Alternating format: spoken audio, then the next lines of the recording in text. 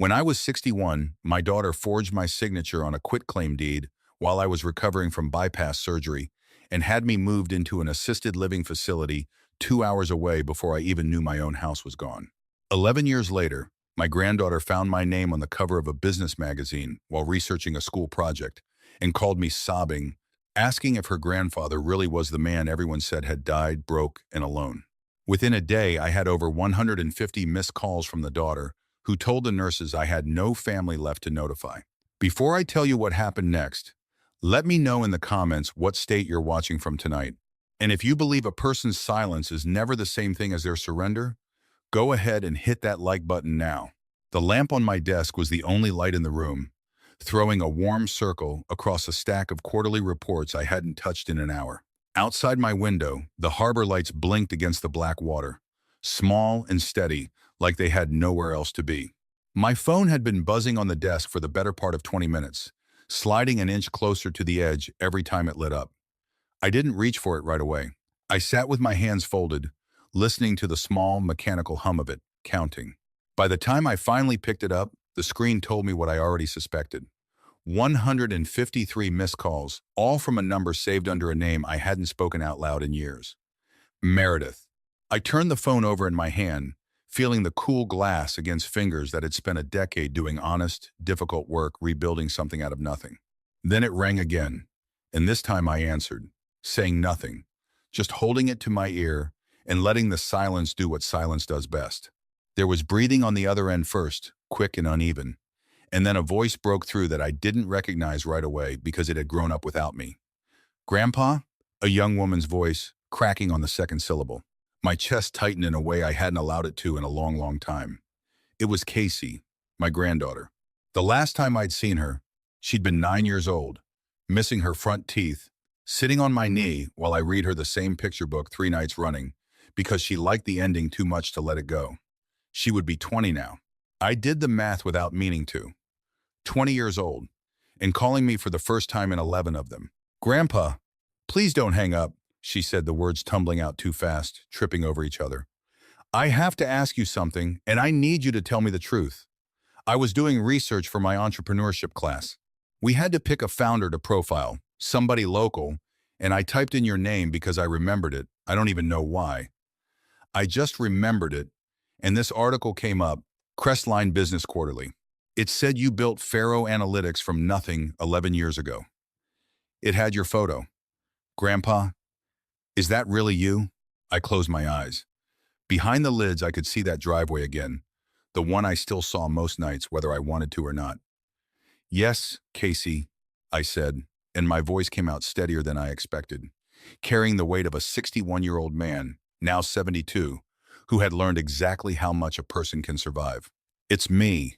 A sound broke out of her that was half sob, half laugh, the sound of a person whose entire understanding of the world had just cracked down the middle. "They told me you had dementia," she said. "They told me you got confused after the surgery and wandered off, and that by the time anyone found you, you didn't want to come home, that you didn't remember us. Mom said you passed away in a care facility 4 years ago. We had a memorial. Grandpa, we had a memorial service for you. What happened? What did they do to you?" I didn't raise my voice. I never have needed to. "Your mother made a choice, Casey," I said. "She made a choice to take what I had, and she made a choice to bury me before I was dead so nobody would come looking. I didn't wander off. I didn't lose my mind. I survived what she did to me, and I built something out of it." There was a scuffle on her end, a door slamming, a sharp intake of breath. "Give me that phone right now." A voice snapped in the background, and then the line went dead for half a second before a new voice took its place, older, tighter, dressed up in a kind of warmth that had gone stale a long time ago. "Dad?" Meredith, my daughter, the woman who had signed my name on a piece of paper while I was still hooked to a heart monitor. "Dad, oh my God, is it really you? We've been looking for you for years. We thought we were told you didn't survive the transfer to the new facility. We thought." I felt my grip tighten slightly on the phone, but nothing in my chest moved. No fear. No sudden flood of a father's love rushing back to fill the space she'd hollowed out. Just a clean, cold clarity, the kind you only get once you've stopped expecting people to be who you raised them to be. She wasn't calling because she'd found her father. She was calling because she'd found out her father was worth something again. "Dad, please, just tell me where you are," she said, her voice climbing, cracking at the edges in a way that sounded rehearsed even through the panic. "There's so much to explain. Things have been so hard since we lost the house, since Robert's business went under.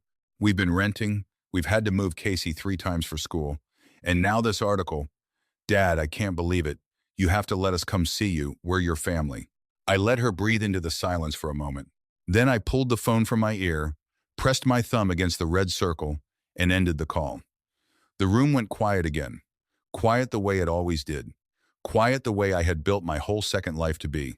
The first move had been hers, 11 years ago, on a hospital floor with a clipboard and a signature she'd traced from a stack of consent forms while I was too sedated to focus my eyes. The next move was mine. Picture waking up from open-heart surgery to a nurse telling you gently that your daughter had already arranged your transfer to a long-term care facility, that the paperwork was signed, that your house had sold within the month to cover the cost of your care. Picture being wheeled into a room with a stranger's furniture and being told this was home now. I spent the first year in that facility believing I had done something wrong, believing my own memory must be failing me, because how else could my only child do this to me? It took me 14 months to understand that nothing was wrong with my mind. Something had simply always been wrong with her. Before I explain what happened after that, tell me where you're tuning in from tonight, and if you believe that betrayal from your own blood cuts deeper than any stranger could manage, hit that like button and let me know. The lamp cast its warm circle across the desk again, the harbor light still blinking steady against the dark water outside. My phone buzzed once more, sliding across the polished wood. 153 missed calls sat frozen on the screen, a number that would have terrified the man I used to be and now only made the corner of my mouth twitch, almost a smile, almost. I picked it up, feeling that same cool glass under fingers that had spent a decade learning to build instead of beg. 11 years is a long time to be told you're dead, long enough to lose the house, the marriage that had ended 2 years before the surgery anyway, the friends who stopped calling once your daughter told them you'd been placed somewhere and didn't want visitors, long enough to sit in a shared room in a state-run facility, eating food you didn't choose, sleeping on a mattress you didn't pick, watching other men's families come on Sundays while nobody came for you. Long enough that when a physical therapist named Walter, a man half my age with a firm handshake and no patience for self-pity, looked at me one afternoon and said, "You don't belong in here." You know that something in me finally cracked open in the right direction instead of the wrong one. Walter helped me get evaluated by an outside doctor, a real one, who confirmed in writing what I already knew: there had never been anything wrong with my cognition. Not before the surgery, not after. That report became the first domino. I filed to have my competency legally reaffirmed. I found a lawyer willing to work for a percentage of what might come later, because I had nothing to pay him with then. It took 3 years to unwind the guardianship Meredith had quietly arranged behind my back, 3 years of forms and hearings and doctors testifying that a 72-year-old man with a mild heart condition and a full working mind had no business being warehoused like a piece of furniture nobody wanted anymore. By the time I walked out of that facility, a free man, with my name legally my own again, I had also discovered something else.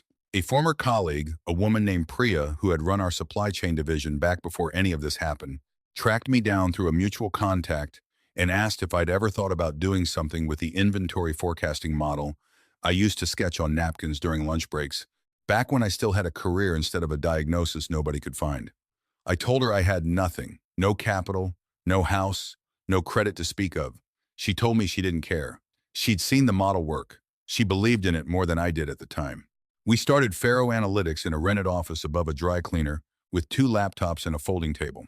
I was 64 years old, sleeping some nights on a cot in the back because I still couldn't afford both rent and an apartment. Within 4 years, we had our first major retail client. Within 7, we had gone national.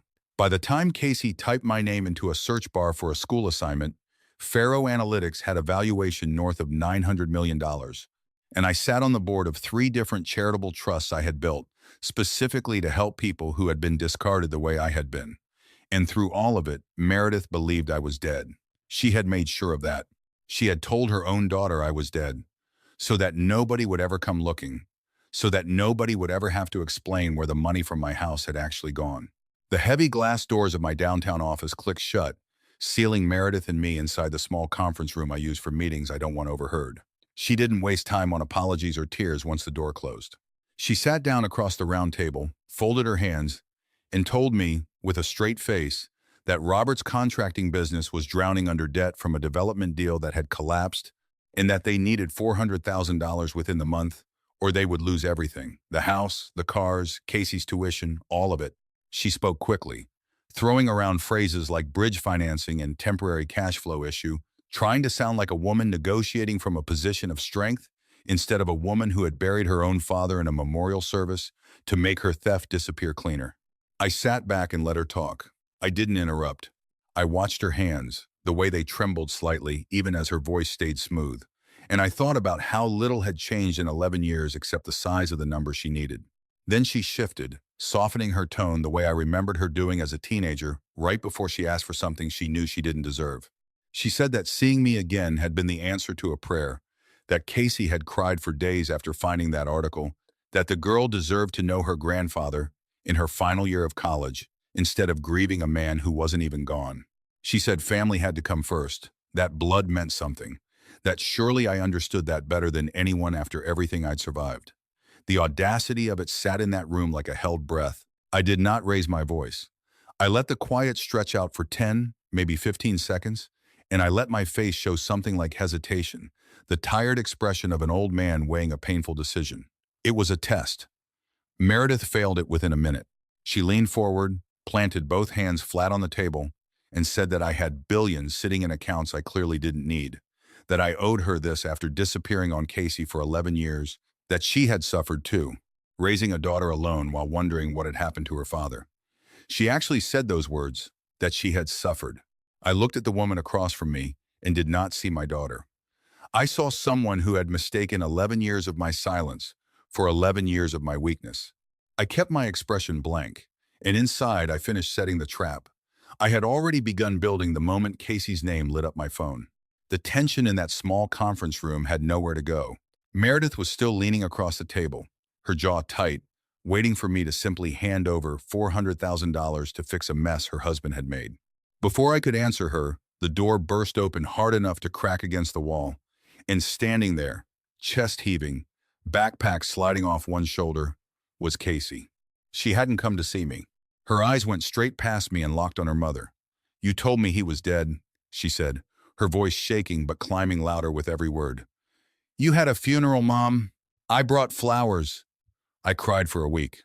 "And now you're sitting here asking him for money like none of that happened?" Meredith stood up too fast, smoothing down her blazer, reaching a hand toward her daughter that Casey didn't take. "Sweetheart, this isn't the time. We're discussing something important for the family." "Important for the family?" Casey's laugh came out bitter, nothing like the girl I remembered. "I looked him up on the way over here.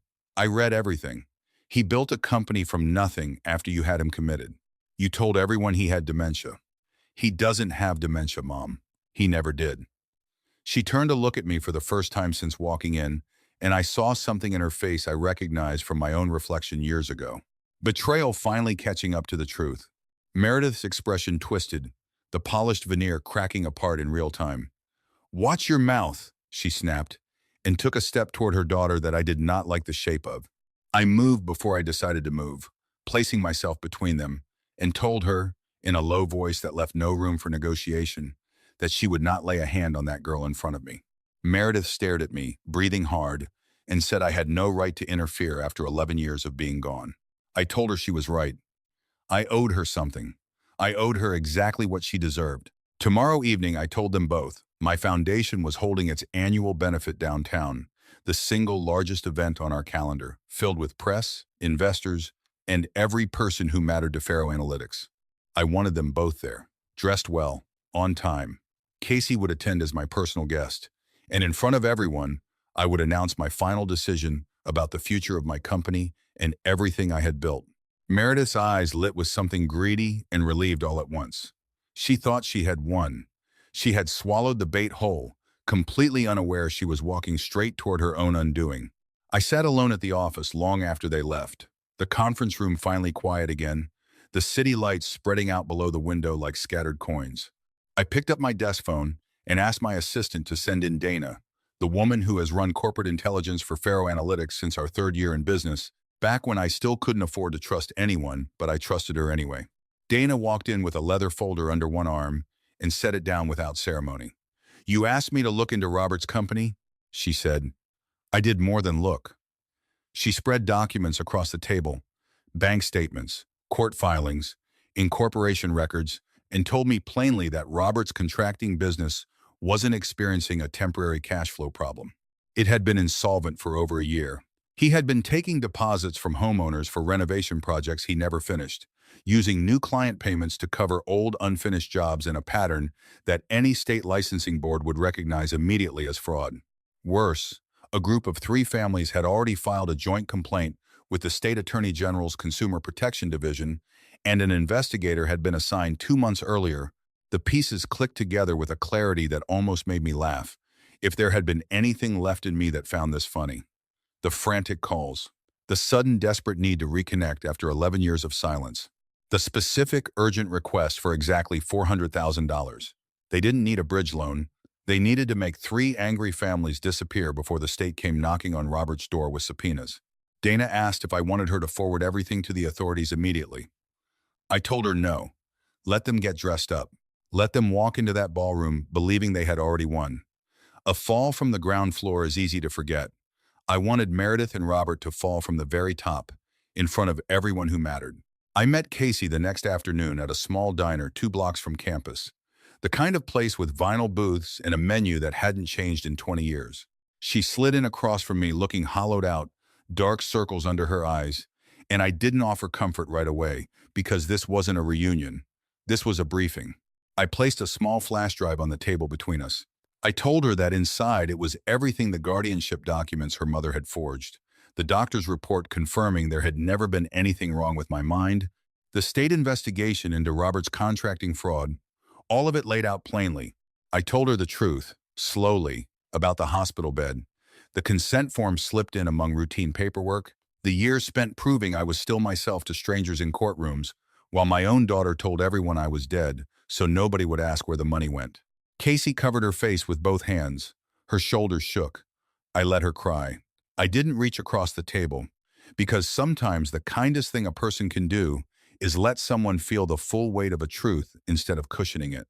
When she finally wiped her eyes, I told her that tomorrow night, right before I took the stage, I needed her to walk to the rear of the ballroom and hand that drive to a man in a navy suit standing near the kitchen entrance.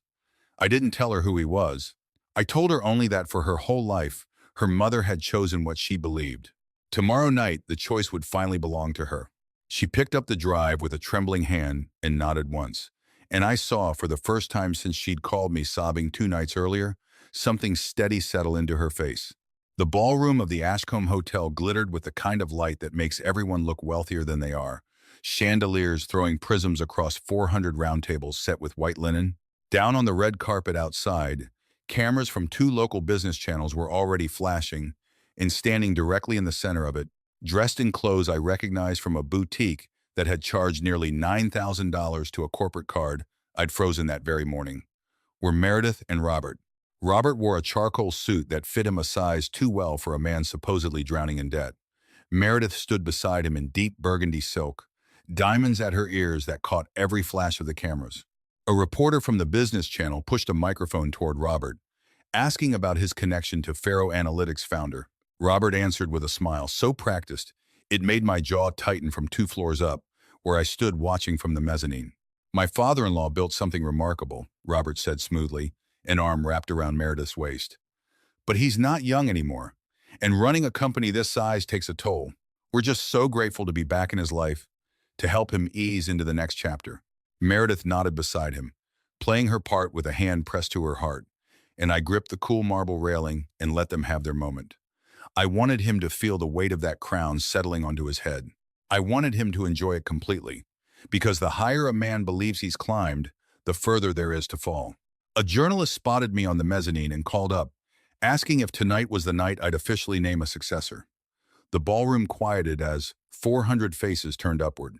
I let the silence stretch a beat longer than comfortable, then answered that tonight was, indeed, a night about legacy, about truth, and about the future, and that before the evening ended, Everything would go to the one who had actually earned it. Robert's eyes lit up. Meredith exhaled in visible relief. They heard exactly what they wanted to hear. I walked out onto the stage 20 minutes later, to the kind of hush that only comes from 400 people holding their breath at once. Robert and Meredith stood at the velvet rope directly below the podium, close enough that I could see Robert adjusting his tie, readying himself to walk up those steps and accept a crown that was never going to be his.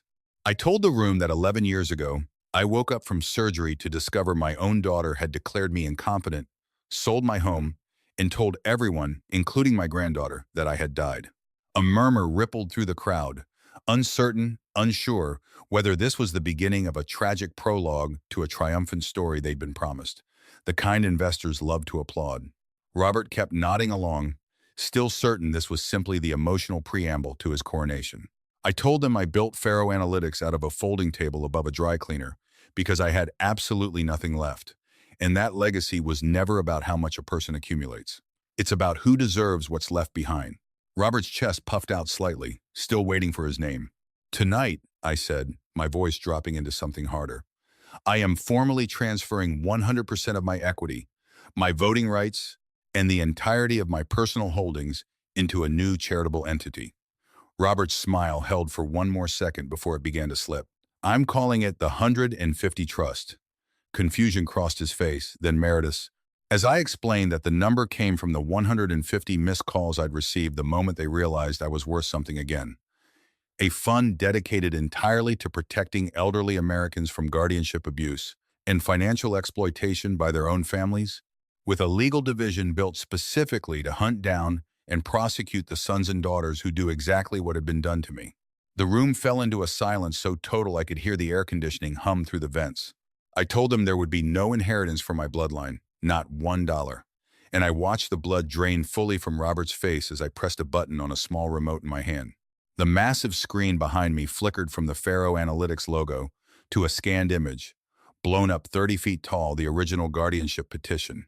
My forged signature, circled in red by a forensic document examiner, right beside a doctor's sworn statement confirming I had been of entirely sound mind the whole time. I told the room, plainly, without a single tremor in my voice, exactly what my daughter had done to me on a hospital floor 11 years earlier. The gasp that rolled through that ballroom was not polite. Reporters who had been filming polished remarks about legacy and succession suddenly swung their cameras toward the front row, capturing Robert's stunned, unraveling face in real time. Meredith grabbed a microphone from a stunned reporter standing nearby and screamed that I was lying, that I had abandoned them, that I was a bitter old man inventing stories, her voice climbing into something raw and unhinged as her carefully built story collapsed in front of the exact audience she dressed up to impress. That's when the rear doors of the ballroom slammed open, and every head turned to see Casey walking down the center aisle, spine straight, jaw set, nothing left in her of the sobbing girl from the diner booth the day before. She stepped past the velvet rope, walked directly up to her mother, and took the microphone from her shaking hands. Everything he just said is true, Casey said, her voice carrying clean across the stunned room. You told me he was dead. You told me for 11 years. I brought flowers to a funeral for a man who was building a company 2 towns over. You didn't do it to protect me. You did it so I would never go looking for him and find out what you took. Robert lunged, not at me, but toward his own stepdaughter's mother, screaming that this whole night was a setup, that I had orchestrated all of it, when suddenly 2 men near the kitchen entrance began moving through the crowd with the kind of quiet, deliberate purpose that made the room part around them without anyone quite understanding why. They flashed identification. I recognized from Dana's briefing the night before, investigators from the state attorney general's office alerted the moment Casey handed off that flash drive to the man in the Navy suit. Robert didn't even try to run. He simply stood there, hands slowly raising, as if his body understood the situation before his mind caught up, while the lead investigator read him his rights over the sound of the room's collective, horrified silence. Meredith sank to her knees near the velvet rope, sobbing, reaching for Casey's hand, which Casey did not give her. I did not gloat. I did not raise my voice or demand an apology. I simply stood at the podium and watched 11 years of quiet, patient work arrive at exactly the ending it had always been building toward. The trial took 4 months. Robert's contracting fraud alone carried enough documented victims to guarantee a conviction, But the forensic evidence around my guardianship, the forged signature, the doctor's original notes buried and later recovered, the facility records showing a healthy, competent man kept against his will for years, turned the case into something bigger than either of them had planned for. Meredith was convicted of elder financial exploitation and fraud in the second degree. Robert was convicted on 11 counts of contractor fraud and 1 count of conspiracy. The judge, a woman with no patience for either of them, sentenced Meredith to 11 years, 1 for every year she'd told the world I was dead. Robert received 9. I visited Meredith exactly once, in a visiting room with fluorescent lights and scratched plexiglass, the kind of place I remembered too well from the inside of a different kind of institution. She cried when she saw me, told me she was sorry, that she'd lost everything, that Casey wouldn't answer her letters. Underneath the tears, I heard the same old current running, the same request forming before she'd even finished apologizing. A little money for her commissary account, just enough to make things easier in there. I didn't answer with anger. I reached into my coat, pulled out my money clip, and slid a $100 bill and a 50 through the slot in the glass, watching her stare at it in confusion. "That's what 150 missed calls bought you?" I told her, and stood up, and did not look back as I walked out. Casey moved in with me for a while after the trial ended, not out of necessity, but because we both needed to relearn what family was supposed to feel like without an agenda attached to it. I didn't hand her money. I set up a paid position at the 150 Trust instead, 20 hours a week alongside her coursework, filing intake reports for elderly clients who'd survived exactly what I had. She earned her own rent. She learned, the hard way, what her mother had never bothered to teach her, that dignity is something you build 1 honest hour at a time. 2 years later, I sat in the front row of her graduation, watching her walk across that stage to deliver the class address. She didn't mention her mother's name once. She talked instead about what it meant to learn, at 20 years old, that the people who are supposed to protect you can sometimes be the ones you need protecting from, and that real strength isn't waiting for someone to rescue you. It's learning to stand back up when no one does. When she looked out at the crowd and found my face, she said the person who taught her that lesson never raised his voice once. He just refused to lie to her, even when the truth was ugly. Now I spend most evenings at a small cabin, 2 hours outside the city, far from boardrooms and benefit galas, with a fishing rod in my hand and a phone that mostly stays silent, exactly the way I like it. Casey visits most weekends, not to ask for anything, just to sit on the dock and talk about her job, her classes, her small, real victories. Down at the Trust headquarters downtown, in a glass case in the main lobby, sits a printed copy of that forged guardianship document beside a simple card that reads, 150 missed calls and 11 years of silence were not the end of my story. They were the beginning of someone else's reckoning. If you believe that the people who discard you at your lowest point don't get to walk back in once you're worth something again, say so in the comments and tell me where you're watching from tonight. Hit that like button, subscribe if this story meant something to you, and I'll see you in the next one.